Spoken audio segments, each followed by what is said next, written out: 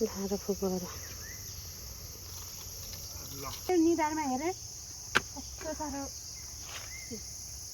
ए मच्छर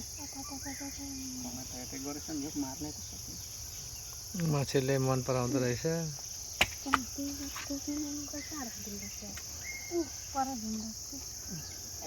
घुम्नु कि दाजु त्यतिकै घुमेपछि सबै विधि हो उसले गर्नु भइहाल्छ मन कति टोक्छ है मच्छर म एउटा सबुजलाई चलाउँछु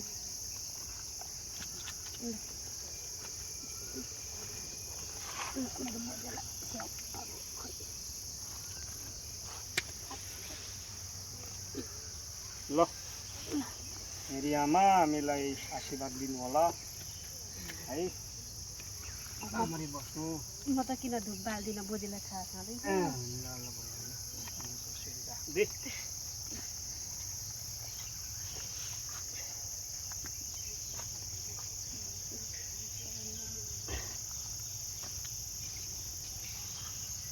ल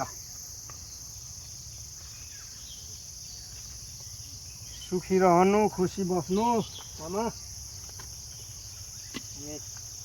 वर्षमा एकचोटि यसो आउँदै गर्छु है त। खानु पिउनु होला सबैलाई हामीलाई आशीर्वाद दिनु